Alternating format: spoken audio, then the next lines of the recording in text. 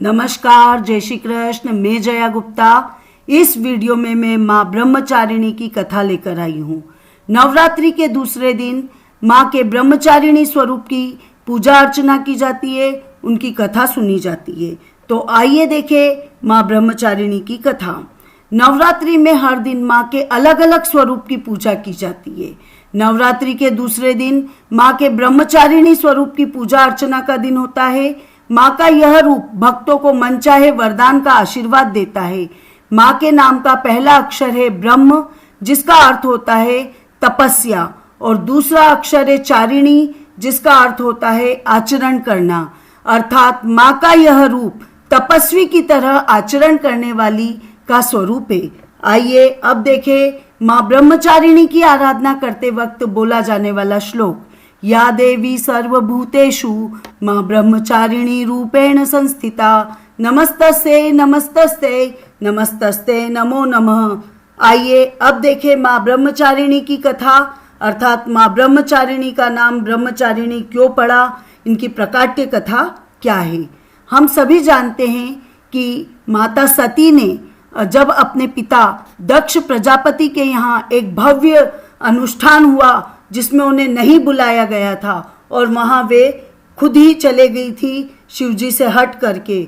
जब उन्होंने वहाँ देखा कि वहाँ उनके पति का अपमान किया गया, उनका सम्मान नहीं किया गया, उनके पिता दक्ष प्रजापति ने भी उनके पति के लिए अपमानजनक शब्द कहे, सारे उनके परिजनों ने भी उनके लिए बहुत ही अपमानजनक शब्द कहे, तो उससे माता सती बहुत ही दुखी हो गई, ग्लानि में भर गई और क्रोधित हो गई, और उन्होंने यज्ञ कुंड में ही अपना शरीर त्याग दिया। इसके बाद उन्होंने अगले जन्म में राजा हिमालय के यहाँ पुत्री के रूप में जन्म लिया, और उनका नाम हेमवती, शैलपुत्री और या पार्वती पड़ा।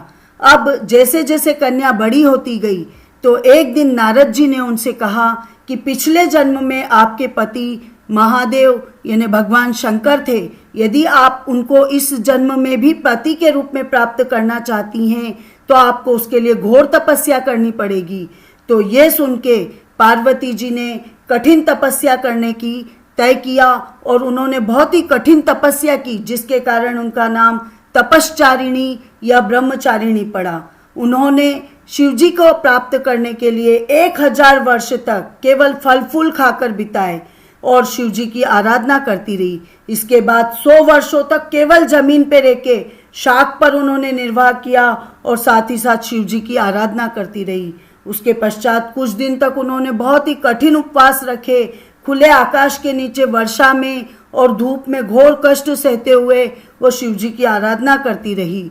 उसके पश्चात 3000 वर्षों तक टूटे हुए बिलपत्र को खाकर भगवान शंकर की आराधना करती रही। इसके बाद तो उन्होंने सूखे बिलपत्र खाना भी छोड़ दिया, और कई हजार वर्षों तक तो वो निर्जल और निराहार रहकर भगवान शिवजी की तपस्या करती रही। पत्तों को खाना छोड़ देने के कारण इनका एक नाम अपर्णा भी पड़ा था। कठिन तपस्या के कारण देवी का शरीर एकदम क्षीण कमजोर हो गया था, दुर्बल हो गया था। सारे देवता, ऋषि, सिद्धगण, मुनि सभी ब्रह्मचारिणी की तपस्या को अभूतपूर्व और पुण्य कृत्य बताने लगे, सराहना करने लगे और कहने लगे कि हे देवी, आज तक किसी ने इस तरह की कठोर तपस्या नहीं की है, यह केवल आप ही के द्वारा संभव हो पाई है। आपकी मनोकामना जरूर पूरी होगी और भगवान चंद्रमौली शिवजी आपको पति के रूप में अवश्य प्राप्त होंगे। अब आप इस तपस्या को छोड़कर घर लौट जाइए, जल्दी ही आपके पिता आपको लेने आ रहे हैं। इस तरह की इस रूप में माता ब्रह्मचारिणी बनी। और माता की कथा का सार यह है कि जीवन के कठिन संघर्षों में भी मन को विचलित नहीं होने देना चाहिए। माँ ब्रह्मचारिणी देवी की कृपा से सर्व सिद्धि प्राप्त होती है। माँ ब्रह्मचारिणी की पूजा करने से कृपा और भक्ति की प्राप्ति होती है। माँ ब्रह्मचारिणी माता पार्वती का वह रूप है जिसने शिवजी को पाने के लिए कठोर तपस्या की थी। देवी ब्रह्मचारिणी की पूजा से तप, त्याग और संयम की प्राप्ति होती है। माँ का यह स्वरूप अत्यंत ज्योतिर्मय और भव्य स्वरूप है। माता मंगल ग्रह की शासक है और भाग्य की दाता है। आपको माँ ब्रह्मचारिणी की ये कथा अच्छी लगी हो और मेरा वीडियो पसंद आया हो तो इसे लाइक कीजिए, शेयर कीजिए।